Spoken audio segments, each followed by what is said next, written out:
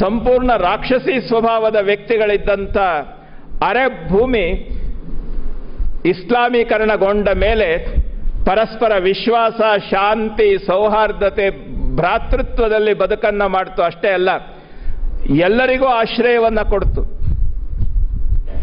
ಎಂಥ ಬಲ ತನ್ನಲ್ಲಿ ಇದ್ದರೂ ಸಹ ಅಲ್ಲಾಹನ ಪ್ರೇರಣೆಯಂತೆ ಮುಹಮ್ಮದ್ ಸಲ್ಲಲ್ಲಾಹು ಅಲೈಹಿ ವಸಲ್ಲಂ ರವರು ಶಾಂತಿಯನ್ನೇ ಮುಂದು ಮಾಡಿಕೊಂಡು ಬಂದರು.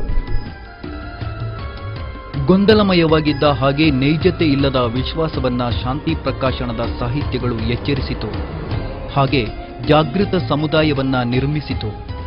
ಶಾಂತಿಯ ಸಾಹಿತ್ಯದ ಪ್ರಕಾಶವು ಅಂಧಕಾರದ ನಂಬಿಕೆಗಳಿಗೆ ಬೆಳಕು ತೋರಿಸಿ ಮನುಷ್ಯ ಹೃದಯಗಳನ್ನು ಸಂಸ್ಕರಿಸಿತು. ಜನರನ್ನು ನೇರ ಮಾರ್ಗಕ್ಕೆ ಹಚ್ಚಿತು. ಕಾಪಟ್ಯವನ್ನ ಬಯಲಿಗೆಳೆಯಿತು. ಮೌಢ್ಯ ಮತ್ತು ಮೂಢನಂಬಿಕೆಯನ್ನ ಹೋಗಲಾಡಿಸಿತು. ಶಾಂತಿ ಪ್ರಕಾಶನ ಈ ಬುಕ್ ನಾವು ಮಂಗಳೂರಿಂದ ತರಿಸ್ತಾ ಇದ್ವಿ. ಇದನ್ನು ಪ್ರತಿ ಓದಿನಪ್ಪ ಅಂದ್ರೆ ಈ ಬುಕ್ನಲ್ಲಿ ಇರ್ತಕ್ಕಂಥ ವಿಷಯ ಇದು ಶಾಂತಿ ಪ್ರಕಾಶ ಅಲ್ಲ, ದೇವ ಪ್ರಕಾಶ. ಇದು ಈ ಬುಕ್ನ ಹೆಸರು ದೇವ ಪ್ರಕಾಶ ಅಂತ. ಅಷ್ಟೊಂದು ಬೆಳಕು ಇದರಲ್ಲಿ ಇದೆ. ಬುಕ್ಕಿನಲ್ಲಿ ಓದ್ತಕ್ಕಂಥ ನಮ್ಮ ಮಕ್ಕಳಿಗಾಗಲಿ, ಇದರಿಂದ ಹಿರಿಯರಿಗಾಗಲಿ, ಮಾರ್ಗ ಸನ್ಮಾರ್ಗಕ್ಕೆ ಇದು ಓದತಕ್ಕಂಥ ಬುಕ್. ಇದು ದೇವ ಮಾರ್ಗಕ್ಕೆ ನಮ್ಮನ್ನು ಕರ್ಕೊಂಡು ಹೋಗ್ತದೆ. ಇಸ್ಲಾಮಿನ ಬಗ್ಗೆ ಇನ್ನಿತರ ಧರ್ಮೀಯರಿಗಿದ್ದ ನಿಗೂಢತೆಯನ್ನು ಇದು ಬಯಲುಗೊಳಿಸಿತು. ಅಪನಂಬಿಕೆ ಹಾಗೂ ಸಂಶಯಗಳನ್ನು ನಿವಾರಿಸಿಕೊಟ್ಟಿತು. ಇಸ್ಲಾಮಿನ ಆದರ್ಶಗಳನ್ನು ಸರ್ವಧರ್ಮೀಯರು ಗೌರವಿಸುವಂತೆ ಮಾಡಿತು. ಈ ತತ್ವಗಳನ್ನು ಒಂದು ಸ್ವಲ್ಪ ಸಾಮ್ಯತೆಗಳನ್ನು ತಿಳುವಳಿಕೆ ಕೊಡುವುದರಿಂದ ಈ ಏನು ಗೊಂದಲದ ಭಾವಗಳು ನಮ್ಮಲ್ಲಿದ್ದಾವೆ, ಏನು ಗೊಂದಲದ ಭಾವಗಳು ಯಾರಲ್ಲಿದ್ದಾವಲ್ಲ ಆ ಭಾವನೆಗಳು ಒಂದು ಸ್ವಲ್ಪ ತಿಳಿಯಾಗಕ್ಕೆ ಕಾರಣ ಆಗ್ತದೆ. ಆ ತಿಳುವಳಿಕೆಯನ್ನು ಮೂಡಿಸುವ ಕೆಲಸವನ್ನು ಶಾಂತಿ ಪ್ರಕಾಶನವನ್ನು ಮಾಡ್ತಾ ಇರೋದು, ಅದನ್ನು ಮಾಡಿಕೊಂಡು ಹೋಗಬೇಕು ಅನ್ನೋದು ನಮ್ಮೆಲ್ಲರ ಚಿಂತನೆಯಾಗಿದೆ.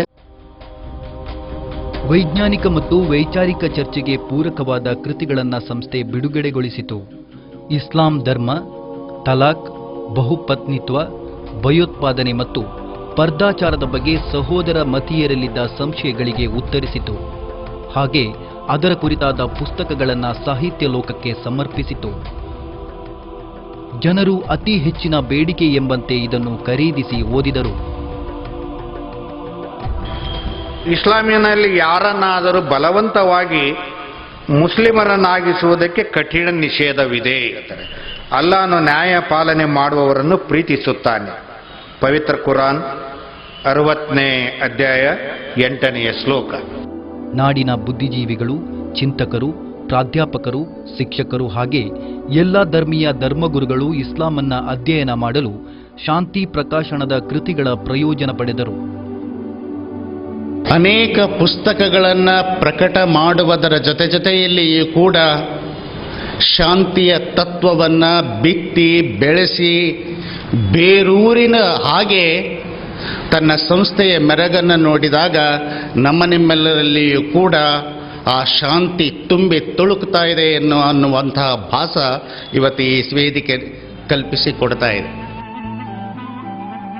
ಮಹಿಳೆಯ ಸ್ಥಾನ, ಮಾನ ಮತ್ತು ಗೌರವಗಳನ್ನು ಹೆಚ್ಚಿಸಿದ ಇಸ್ಲಾಮಿನ ಆದರ್ಶವನ್ನು ಇದು ಪ್ರತಿಪಾದಿಸಿತು. ಮಹಿಳೆಗೆ ಇಸ್ಲಾಂ ನೀಡಿದ ನ್ಯಾಯ ಮತ್ತು ಭದ್ರತೆಯನ್ನ ಇದು ವಿವರಿಸಿಕೊಟ್ಟಿತು. ಇಡೀ ಮುಸ್ಲಿಂ ಮಹಿಳೆಯರ ಹಕ್ಕು ಬಾಧ್ಯತೆಗಳನ್ನ ಅವರಿಗೆ ಪರಿಚಯಿಸಿದ್ದು ಶಾಂತಿ ಸಾಹಿತ್ಯ ಅನ್ನೋದನ್ನ ನಾನು ಬಲ್ಲೆ.